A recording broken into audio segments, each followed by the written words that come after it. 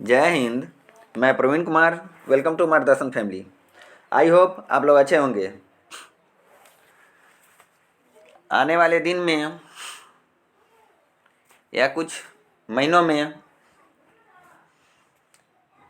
Other state यानी कि उत्तराखंड, हिमाचल प्रदेश, उत्तर प्रदेश, राजस्थान, ये सब टीईटी की परीक्षा आयोजित की जानी है। उसमें हिंदी व्याकरण महत्वपूर्ण भूमिका निभाती है। हालांकि सीटेट में भी 2 से 4 क्वेश्चन ग्रामर का पूछ दिया जाता है। इन सभी को ध्यान में रखते हुए हिंदी व्याकरण का वीडियो लेकर आया हूँ, जो कि शब्द विचार से रिलेटेड है। जो भी आपके दोस्त टीईटी की तैयारी कर रहे हैं उन सभी को शेयर करें तथा चैनल को सब्सक्राइब करें, ताकि कोई भी वीडियो आप लोगों तक पहुंच पाए। चलिए अब हम स्टार्ट करते हैं। उससे पहले यहाँ बता देना चाहते हैं कि मेरे कोचिंग का नाम यानी कि मेरे द्वारा मार्गदर्शन क्लासेज दरभंगा संचालित की जाती है, जो कि special CTET, TET, KVS, NVS ये सब की तैयारी करवाई जाती है। जिनका मोबाइल नंबर है 95251640427631390885। आप किसी भी टीईटी की तैयारी के लिए हमसे संपर्क कर सकते हैं। हम रटाते नहीं, पढ़ाते नहीं, सिर्फ समझाते हैं। हम रिजल्ट में विश्वास करते हैं और सिर्फ समझा के, ऐसे नहीं कि रटवा दिए हो गया, वैसा नहीं। आप आइए, हम अपनी प्रशंसा क्या करें, वो रिजल्ट ही बताता है। मेरे कोचिंग के बारे में रिजल्ट ही बताता है कि हाँ कैसे सर समझाते हैं, कैसे पढ़ाते हैं। ठीक है, एक बार ज़रूर आए, विजिट करने आए, किसी भी माध्यम से विजिट करने आए, लेकिन ज़रूर आए। चलिए आगे हम देखते हैं शब्द विचार के बारे में। किसके बारे में? शब्द विचार के बारे में देखते हैं। तो सबसे पहले बात करते हैं शब्द विचार कहते किसे हैं। सबसे पहले देखते हैं शब्द विचार कहते किसे हैं। तो शब्द विचार जो होता है व्याकरण के जिस भाग में, व्याकरण के जिस भाग में शब्दों के भेद, व्युत्पत्ति, अवस्था या रचना आदि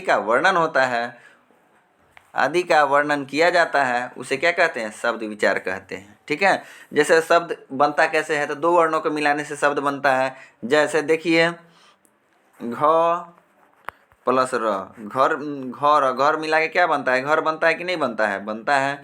ठीक है, चलिए अब हम आगे देखेंगे। इसका क्लासिफिकेशन देख लेते हैं। किसका? शब्द का वर्गीकरण देख लेते हैं। किस किस आधार पे इसका वर्गीकरण करते हैं। ठीक है, किस किस आधार पे इसका वर्गीकरण करते हैं उसको देख लेते हैं। तो सबसे पहले देखिए, तो शब्द के कितने भेद होते हैं? तो शब्द के 2 भेद होते हैं। कौन कौन से? सार्थक शब्द, निरर्थक शब्द। देखिए अभी हम क्लासिफिकेशन करते हैं। इसके नीचे वाले पीडीएफ में देखेंगे, इसके नीचे वाले पीडीएफ यानी कि नीचे वाले पेज में देखेंगे कि उसका परिभाषा सब बताया गया है। डीपली से यानी कि संपूर्ण व्याख्या करेंगे, लेकिन अभी सिर्फ क्लासिफिकेशन देखते हैं। शब्द के कितने भेद होते हैं? 2। कौन कौन से? सार्थक और निरर्थक।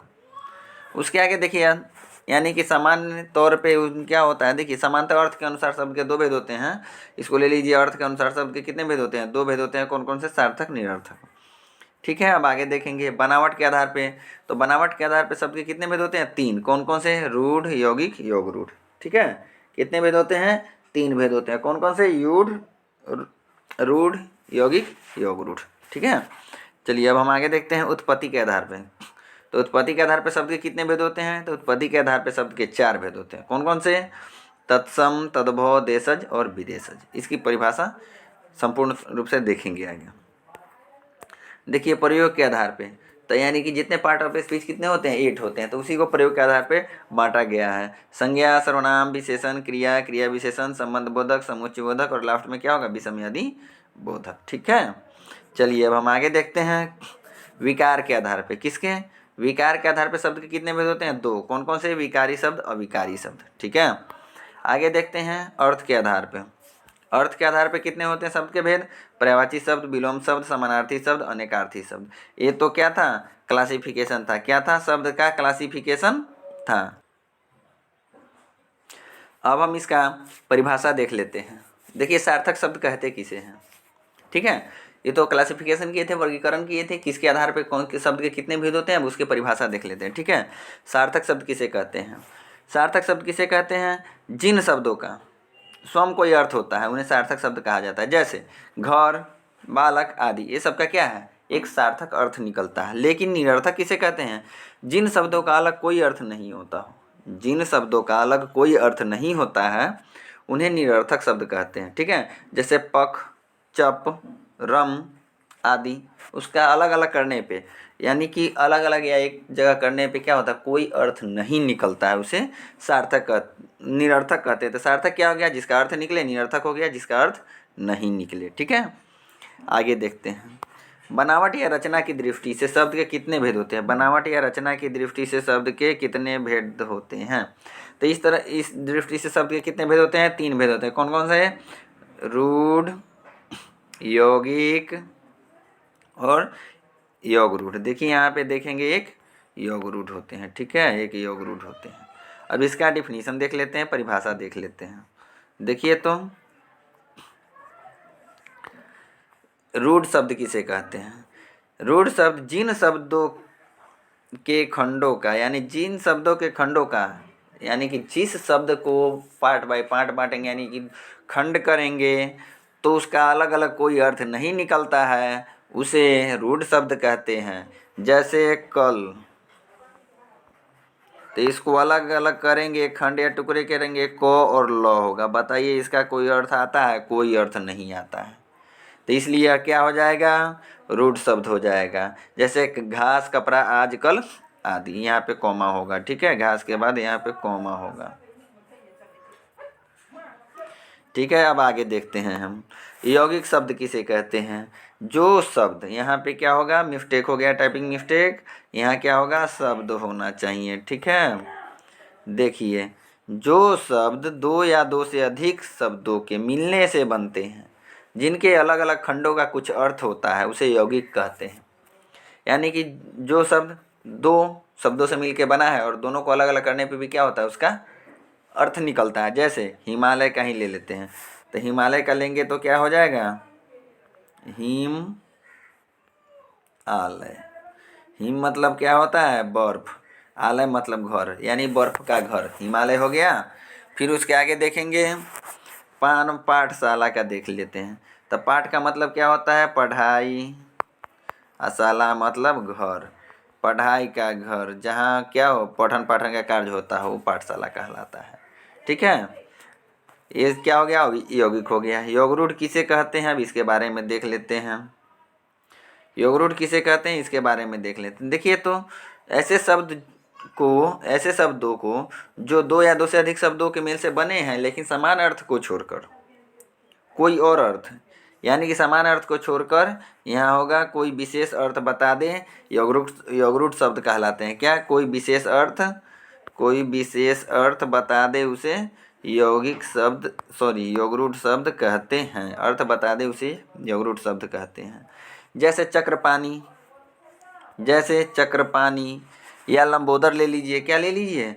लंबोदर ले लीजिए। यहाँ पे लंबोदर, तो लंबा जोर उदर, दो शब्दों से तो मिल के बना है, या दो से अधिक शब्दों से मिल के बना है, लेकिन क्या है? लंबा उदर। ये अपने सामान्य अर्थ को छोड़कर विशेष अर्थ ग्रहण कर लेता है। ठीक है, तो लंबा उदर यानी कि लंबा पेट किसका है? अर्थात गणेश। ठीक है, चलिए आगे हम देखते हैं। चक्रपाणी, जलाज, त्रिशूलपाणी, चंद्रशेखर, दशानन, वारिस इत्यादि यौगरूढ़ शब्द हो जाएगा। ठीक है, आगे हम देखते हैं उत्पत्ति के आधार पर शब्द के कितने भेद होते हैं। देखिए तो उत्पत्ति के आधार पर शब्द के कितने भेद होते हैं? तो उत्पत्ति के आधार पर शब्द के 4 भेद होते हैं। कौन कौन सा? तत्सम, तद्भव, देशज, विदेशज, और एक 5वां इसमें आता है संकर। यानी कि किसी हिंदी व्याकरण के बुक में संकर शब्द की भी चर्चा की गई है। हालांकि परीक्षा के दृष्टिकोण से संकर शब्द क्या है, महत्वपूर्ण भी है, पूछा भी गया है क्वेश्चन, इसलिए मैं संकर शब्द बता दूंगा यहाँ पे। ठीक है, आगे देखते हैं उत्पत्ति की दृष्टि से शब्द के कितने भेद होते हैं। तो उत्पत्ति की दृष्टि से शब्द के 4 भेद होते हैं। ये 4 भेद कौन कौन से हैं? तत्सम, तद्भव, देशज, विदेशज। आगे देखते हैं। सबसे पहले हम आ जाते हैं किस पे? सबसे पहले हम आते हैं तत्सम पे। किस पे आते हैं? सबसे पहले हम तत्सम पे आ जाते हैं। तत्सम, तो तत्सम का मतलब क्या होता है? तो तत् ये 2 शब्दों से मिलकर बना है, यानी कि तत्, इतना सिर्फ आपको याद रखना है, परिभाषा याद ही नहीं रखिए, सिर्फ इतना याद रख लीजिए। तत् और सम। तत् मतलब क्या होता है? उसके समान। तत् मतलब उसके, और सम मतलब समान। तत् मतलब उसके, इसके मतलब समान, यानी किसके समान? तत् मतलब उसके, असम मतलब समान, यानी संस्कृत के समान। किसके?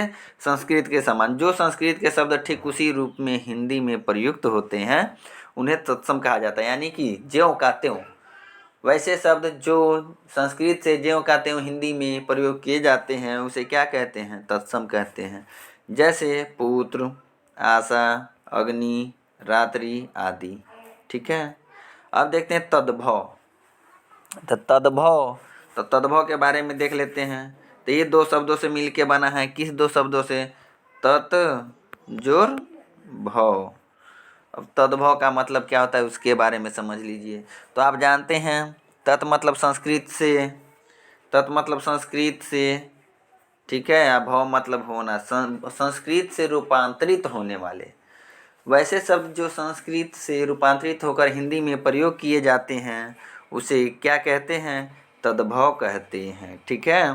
तो इसका परिभाषा देख लेते हैं। जो शब्द संस्कृत और प्राकृत से रूपांतरित होकर हिंदी में मिल गए हैं ऐसे शब्द, ऐसे तत्सम के विकृत रूप तद्भव कहा गया। ये परिभाषा है, किताबी लैंग्वेज है, लेकिन आपको सिर्फ इतना समझना है, तत्जोर भव, इससे आगे कुछ समझना नहीं है। यानी कि तत् मतलब क्या? उस संस्कृत के समान, भव मतलब होना, यानी संस्कृत, भव मतलब होना यानी रूपांतरित होना। जैसे कि संस्कृत से हिंदी में रूपांतर होकर वर्ड जो प्रयुक्त किए जाते हैं वो क्या कहलाते हैं? तद्भव कहलाते हैं। ठीक है।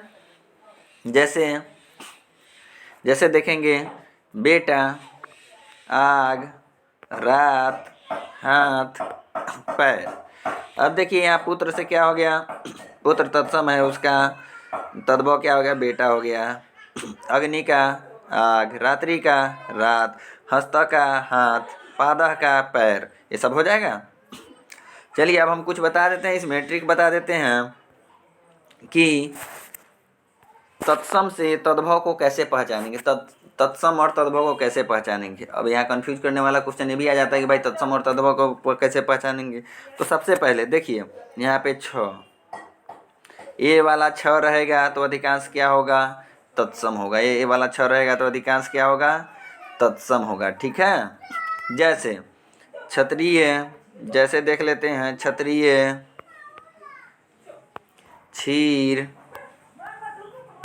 क्षण, ये सब क्या होगा? तत्सम होगा। थोड़ा सा और देख लेते हैं। जैसे चंद्र बिंदु जिसमें लगा रहता है, ये वाला चंद्र बिंदु जिसमें लगा रहता है वो क्या होता है? चंद्र बिंदु लगा रहता है वो क्या होता है? तद्भव होता है। चंद्र बिंदु लगा रहता है वह तद्भव होता है। क्या होता है? तद्भव होता है। ठीक है। हम आगे देखते हैं, कुछ ट्रिक देख लेते हैं तत्सम और तद्भव का। तो एक तरफ क्या की करते हैं, एक तरफ हम तद्भव तत्सम लिख देते हैं, दूसरे तरफ तद्भव लिख देते हैं। क्या? तद्भव लिख देते हैं। देखिए तो जैसे ई वाला तालव्य सर रहेगा तो तत्सम होगा, ये वाला दंती सर रहेगा तो क्या होगा? तद्भव होगा। जैसे में एग्जाम्पल देख लेते हैं, श्यामल,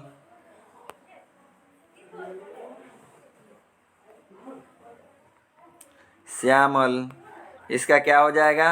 श्यामला।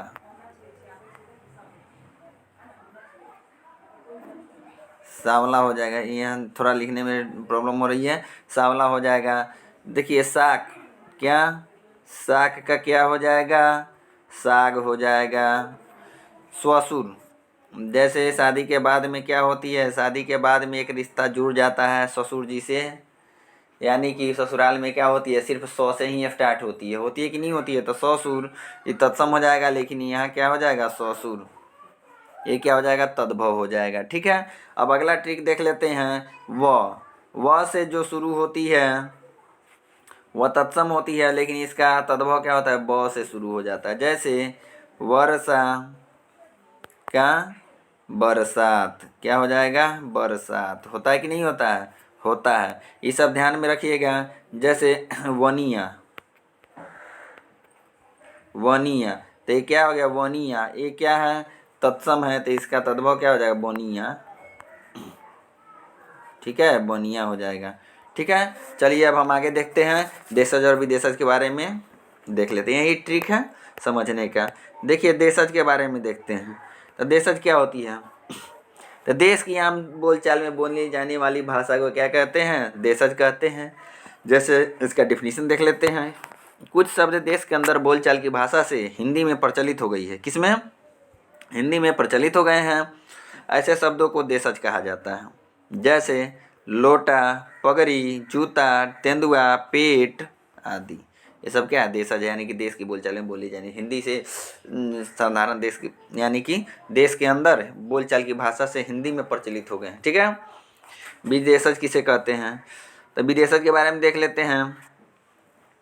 कुछ शब्द विदेशी भाषाओं से मिला लिए गए हैं, यानी कुछ शब्द हिंदी भाषा विदेशी भाषा से हिंदी में प्रयोग किए जाते हैं, उसे क्या कहते हैं? विदेशज कहते हैं। जैसे साइकिल, रेडियो, बटन, बाजार, कारतूस, किनारा आदि, ये सब है। लेकिन ये कोई ज़रूरी नहीं है कि आगत शब्द है, यानी इसे आगत शब्द भी कहते हैं, इसे आगत भी कहते हैं। तो देखिए यहाँ समझ लेते हैं विदेशज के बारे में।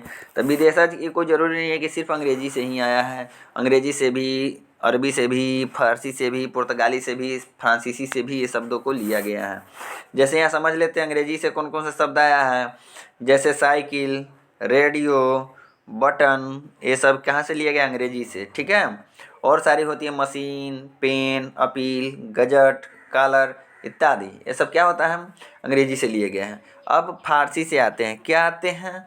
फारसी से आते हैं। तो फारसी से क्या क्या लिया गया है? तो फारसी से क्या लिया गया है? बाजार, फारसी से बाजार, किनारा, जमीन, सजा, शुभ, ये सब किस चीज़ से लिया गया है? किताब, ये सब फारसी से लिया गया है। अब अरबी आते हैं। तो अरबी से क्या क्या लिया गया है? अमीर, गरीब, तारीख, औरत, ये सब अरबी से लिया गया है। अब पुर्तगाली से क्या लिया गया है? तो बाल्टी, कमीज, कमरा, कप्तान, ये सब किस चीज़ से लिया गया है? पुर्तगाली से लिया गया है। अब फ्रांसीसी से तो कारतूस, अंग्रेज, कूपन, ये सब फ्रांसीसी से लिया गया है। ठीक है, अब यहाँ हम देखते हैं एक शब्द क्या था? संकर शब्द। तो संकर शब्द क्या होता है उसके बारे में देख लेते हैं। संकर शब्द यानी कि दोस्तों, संकर शब्द ये नाम से ही स्पष्ट है कि संकर यानी कि हाइब्रिड या हाइब्रिडाइजेशन। हाइब्रिड समझ लेते हैं, हाइब्रिड वर्ड क्या होता है, तो इसके बारे में समझ लेते हैं। हिंदी के कुछ ऐसे वर्ड हैं, यानी कि हिंदी के कुछ ऐसे वर्ड हैं जो दो भाषाओं के शब्दों से मिलकर बनते हैं। इस तरह दो भाषाओं के मिश्रण से बने शब्द को संकर शब्द कहते हैं। अर्थात ये समझ लीजिए संकर शब्द क्या होता है? जो दो भाषाओं के मिश्रण से बने शब्द होते हैं उन्हें संकर शब्द कहते हैं। जैसे यहाँ पे देख लेते हैं, टिकट घर देखते हैं। टिकट घर देखते हैं तो देखिए टिकट और घर दोनों अलग अलग शब्द हैं। तो टिकट यानी टिकट क्या है? अंग्रेजी शब्द है। टिकट अंग्रेजी शब्द है, लेकिन घर क्या है? घर जो है हिंदी शब्द है। तो दो भाषाओं से लेके बनाया गया है, दो भाषाओं के मिश्रण से बने शब्द को अंग्रेजी और हिंदी, तो ये क्या है? यही संकर शब्द टिकट घर कहलाते हैं। जैसे देख लेते हैं सजा प्राप्त, देख लेते हैं क्या? सजा प्राप्त को देख लेते हैं। तो सजा किस वर्ड से बना है? तो सजा फारसी से बना है। किससे? सजा फारसी से बना है। प्राप्त किससे बना है? तो प्राप्त के बारे में देख लेते हैं, संस्कृत से बना है। किससे? संस्कृत से बना है। किससे? संस्कृत से बना है। ठीक है, तो सजा प्राप्त क्या हो जाएगा? संकर शब्द कहलाएगा। ठीक है, इस तरह के बहुत सारे शब्द होते हैं। जैसे एक बार उसका उच्चारण कर दूँ, ऑपरेशन कक्ष, तो ऑपरेशन अंग्रेजी, कक्ष हिंदी, अधिकर्ता, रेलगाड़ी, टिकट घर, सजा प्राप्त, अग्निबोट, ये सब क्या हो जाएगा? संकर शब्द कहलाएंगे। ठीक है, आगे हम देखते हैं विगत वर्षों में पूछे गए कुछ प्रश्न। दोस्तों ये सब जो प्रश्न लिया गया है वो सब यानी कि सब एग्जाम में पूछा हुआ प्रश्न है। ठीक है, जैसे UP TET, Haryana TET, Uttarakhand TET, ये सब में पूछा हुआ है। तो हम इस सब प्रश्नों का क्या करते हैं? डिस्क्राइब कर लेते हैं। आश्चर्य शब्द का तद्भव रूप है, यानी कि तद्भव। तद्भव अभी बताए हैं कि तद्भव शब्द को कहते हैं। तद्भव वैसे शब्द होते हैं जो संस्कृत से हिंदी में रूपांतरित होते हैं। जैसे आश्चर्य क्या होगा, तो आश्चर्य बताइए है। आश्चर्य शब्द का तद्भव रूप होगा हैरानी होगा, नहीं होगा। अचरज होगा, हो सकता है। अद्भुत होगा, नहीं। चकित होगा, नहीं। तो क्या होगा, राइट ऑप्शन 2 अचरज हो जाएगा। ठीक है, राइट ऑप्शन 2 हो जाएगा। चलिए आगे देखते हैं। दो भिन्न भाषाओं के मेल से बने शब्द कहलाते हैं। तो देखिए, दो भिन्न भाषाओं के मेल से बने शब्द कहलाते हैं, तो अभी इसका डिफिनीशन बताया है। तद्भव हो सकता है, तो तद्भव नहीं होगा, क्योंकि संस्कृत से हिंदी रूपांतरित किया जाता है। वो क्या कहलाता है, तद्भव कहलाता है। देशज, देश की यहाँ बोलचाल में बोले जाने वाली भाषा, ये भी नहीं होगा। विदेशज, विदेश से आया शब्द, ये भी नहीं होगा। इसलिए यह क्या होगा, संकर हो जाएगा। ठीक है, राइट आंसर संकर हो जाएगा। अब देखते हैं किस समूह के सभी शब्द विदेशी हैं। एक में देखते हैं किताब, सिनेमा, संतरा, ये हो सकता है। काजू, वनस्पति, जनेऊ, ये हो सकता है क्या, कारतूस, प्रयोजन, कुली, ये हो सकता है क्या, कर्फ्यू, महाविद्यालय, गमला, ये हो सकता है क्या। तो ये तीनों नहीं होगा, सिर्फ ये होगा क्या, किताब, सिनेमा, संतरा, ये सभी विदेशी शब्द है। ठीक है, निम्नलिखित में से अविकारी शब्द कौन सा है। तो अविकारी शब्द कौन सा है, ये तो इसका डिफिनीशन तो अभी नहीं बताए हैं, लेकिन क्वेश्चन को करने से पहले क्या करेंगे, इसका डिफिनीशन हम बता देते हैं। क्या करते हैं, डिफिनीशन बता देते हैं। अविकारी शब्द क्या है, देखिए। तो अब ये दो शब्द होते हैं, कौन कौन से, एक अविकारी होते हैं, एक विकारी होते हैं। ठीक है, एक अविकारी और दूसरा विकारी होते हैं। तो सबसे पहले देखते हैं विकारी शब्द किसे कहते हैं। तो जिन शब्दों के, विकारी शब्द वैसे शब्द होते हैं जो लिंग, वचन, कारक और पुरुष के अनुसार बदलते रहते हैं। विकारी शब्द वैसे शब्द होते हैं जो लिंग, वचन, कारक, पुरुष के अनुसार बदलते रहते हैं। जैसे लड़का, लड़की, लड़की, लड़कियां, लड़कों, मुझे, हम, हमें, हमारे, ये सब यानी कि लिंग के अनुसार, पुरुष के अनुसार, ये सब बदलते रहता है।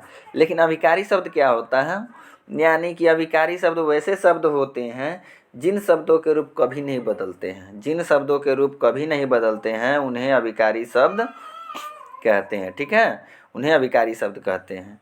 इसका तो अविकारी शब्द क्या होगा, नारी तो बदलता है, सर्दी बदलता है, मीठा बदलता है, लेकिन परंतु कभी नहीं बदलता। जैसे अविकारी शब्द का और एग्जाम्पल है यहाँ, वहाँ, प्रतिदिन, बिना, परंतु, हे, अरे, ये सब हो जाएगा। ओवरऑल ये भी कह सकते हैं कि पार्ट ऑफ स्पीच का 4 जो है, संज्ञा, सर्वनाम, 4 शुरू के 4 है। शुरू के जो 4 है 1 2 3 4, यानी कि संज्ञा, सर्वनाम, विशेषण, क्रिया, ये सब क्या है, विकारी शब्द है। और पार्ट ऑफ स्पीच के लास्ट वाले जो 4 है, लास्ट वाले 4 कौन कौन से थे, अभी बताए हैं। लास्ट वाले 4 कौन कौन से थे, क्रिया के बाद क्या आता है, क्रिया विशेषण, संबंध बोधक, समुच्चय। देखिए यहाँ पे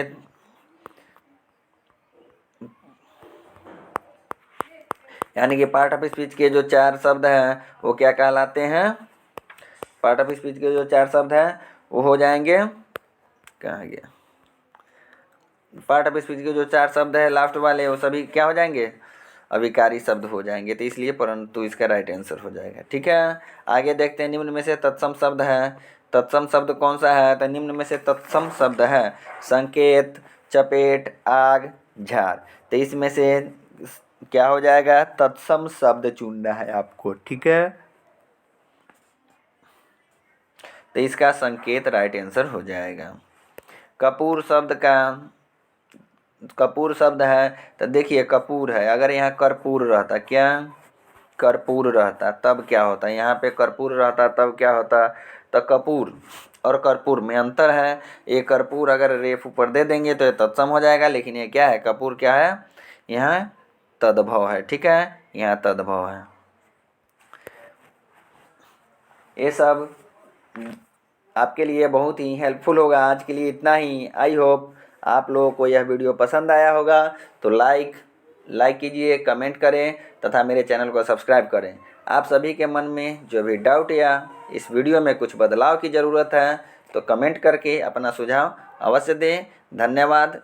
व्याकरण टर्म हो जाएगा तो 500 या 400 क्वेश्चन, 400 या 500 क्वेश्चन का एक सीरीज बना दूंगा, जिससे कि सारे जितने भी एग्जाम लेवल का क्वेश्चन है वो आपको समझ में आ जाएंगे, वो आपके पकड़ में आ जाएंगे। धन्यवाद।